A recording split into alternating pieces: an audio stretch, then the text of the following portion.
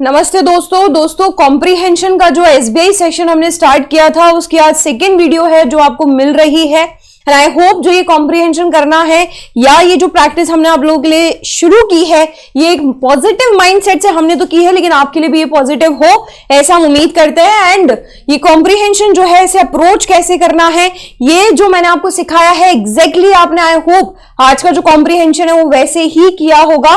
तो दोस्तों आप मुझे कमेंट करके एक बार जरूर बताना कि ये जो कॉम्प्रीहेंशन का सेशन है या ये जो एसबीआई क्लर्क का सेशन हम लोगों ने स्टार्ट किया है ये आपको कितना हेल्प कर रहा है या फिर ये कितना पॉजिटिव आपके लिए है, क्योंकि ये जो कमेंट्स हैं आपके ये हमारे लिए बहुत महत्वपूर्ण भूमिका निभाते हैं जिससे हमें पता चलता है कि किन प्रॉब्लम से आप जूझ रहे हो।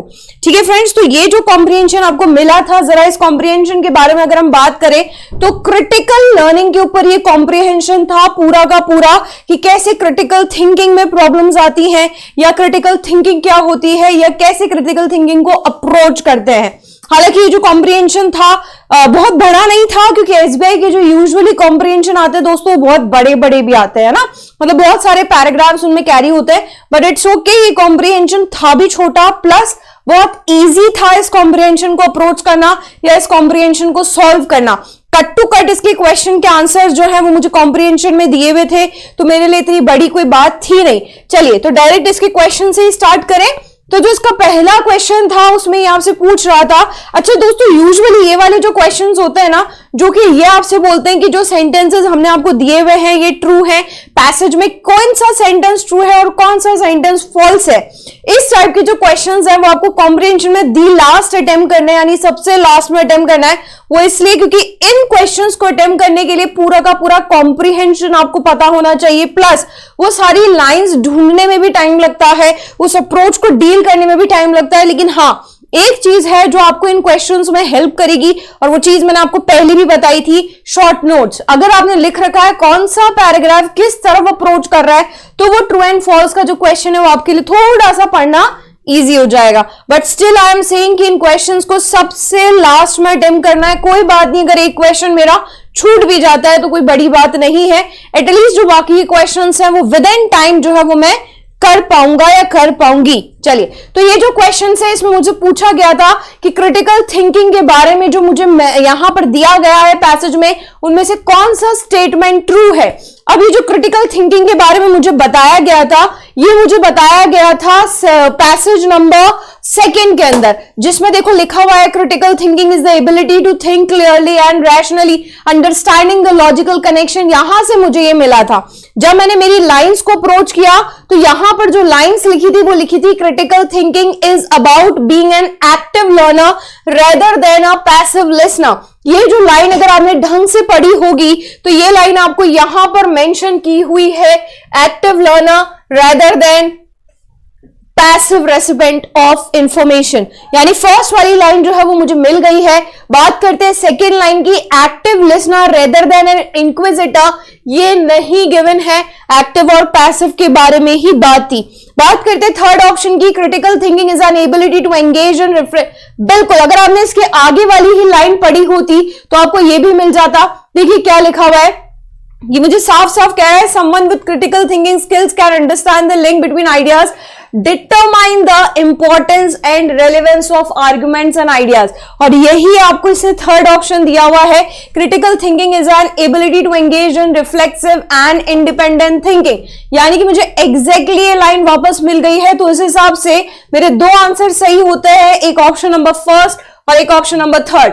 जरा ढूंढ लीजिए कहां लिखा हुआ है, ऑप्शन नंबर 4। तो option number 4 is correct of this question. बात करते हैं सेकंड क्वेश्चन की। अगेन ये मुझसे पूछ रहा है कि एक अगर आप चाहते क्लासरूम में एक एनहेंस लर्निंग हो, शानदार तरीके से लर्निंग हो, तो उसके लिए क्या इफेक्टिव वेज है। नो डाउट इस पैसेज में बहुत सारे इफेक्टिव वेज मुझे दिए गए हैं, मुझे अभी फिलहाल एक ही इफेक्टिव वेज बताना है। अब बात करते हैं इफेक्टिव वेज की। बात कहां हुई थी, ये बात हुई थी पैराग्राफ नंबर 1 में, जहां पर ये बोला गया था 1 इफेक्टिव वे दिखा आपको।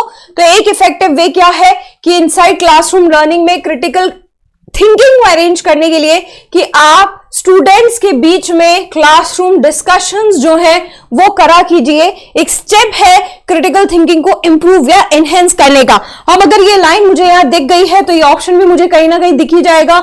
जरा देखते हैं कहां स्टूडेंट डिस्कशन लिखा हुआ है। थर्ड ऑप्शन आप लोगों को दिख रहा होगा, teachers should encourage critical thinking among students during classroom discussion.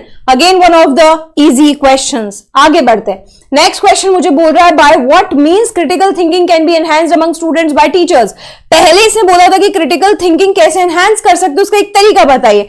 अब ये बोल रहे हैं टीचर्स के द्वारा आप कैसे एनहांस कर सकते हैं। डेफिनेटली अगर ये फिर एनहांसिंग की बात कर रहे हैं तो मुझे इसी पैसेज के अंदर ही मिलेगा। जरा पढ़ लेते हैं। Critical thinking is enhanced when teachers involve, ये भी यहां पर बात डिस्कशन की ही कर रहा है।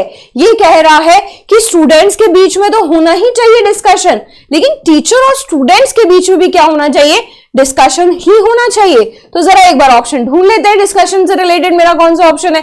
डिस्कशन से रिलेटेड मुझे ऑप्शन नंबर 1 दिख रहा है, bye involving the students in classroom discussion. मैंने कहा था ना बहुत इजी ये कॉम्प्रिहेंशन है, कट टू कट इसके क्वेश्चन और आंसर्स गिवन है।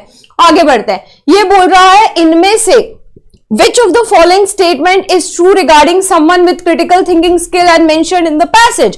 पैसेज के अंदर जिन भी लोगों के अंदर क्रिटिकल थिंकिंग है, मतलब ऑलरेडी वो उसे कैरी करके बैठे हैं, उसके रिगार्डिंग क्या ऐसा ट्रू है जो कि मुझे इस पैसेज में दिया गया है। तो यहां पर मैं देखूंगी कि ये जो चीज है ना, ये मुझे लास्ट वाले पैराग्राफ में आगे बढ़ूं तो मुझे दिख जाएगी। देखो ये लिखा स्किल वर्ड, मैंने स्किल वर्ड से इसे थोड़ा सा पढ़ा था कि भाई स्किल वर्ड के बारे में मुझे कहां दे रखा है। तो the skill we need for critical thinking are, definitely मुझे बहुत सारी स्किल्स दे रखी है। मैंने एक बार इन स्किल्स को पढ़ना शुरू किया। क्या दे रखा है कि आप थिंक अबाउट अ टॉपिक और issue in an objective and critical way, सोचो उन्हें। दूसरा, identify the different arguments there are in relation to a particular issue. और तीसरा, evaluate a point of view to determine how strong और validity, recognize any weakness, any importance, what implication. Options पढ़ना शुरू किए। जैसे ही ऑप्शन पढ़ा, पहला option, he can approach problems in an consistent and systematic way. ये भी मुझे दिखा था, देखो मैं आपको दिखा देती हूं, इन ए सिस्टमैटिक वे। सारे ये रहा, approach problem in a consistent and systematic way. ये आपको फर्स्ट ऑप्शन मिल गया। बाकी ऑप्शंस आपने पढ़े। बाकी ऑप्शंस क्या कह रहा है ये, He can determine the importance and relevance of argument and ideas। ये वाला पॉइंट भी मैंने भी आपको पढ़ के बताया था। आर्ग्यूमेंट एंड ये रहा, identify inconsistency and errors in reasoning, और ये रहा and relevance of arguments and ideas.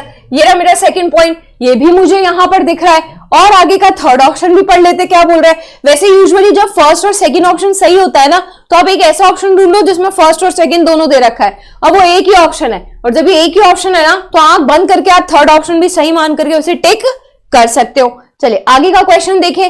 What should be the most, भैया सबसे इजी क्वेश्चन था इस कॉम्प्रिहेंशन का, क्योंकि इस पूरे कॉम्प्रिहेंशन में क्रिटिकल थिंकिंग के अलावा मुझे कुछ नहीं दिख रहा है, और एक ही ऑप्शन ऐसा है जो मुझे क्रिटिकल थिंकिंग की इंपॉर्टेंस के बारे में बोल रहा है। आंख बंद करके मैं फर्स्ट ऑप्शन जो है वो इस क्वेश्चन का टिक कर सकती हूँ।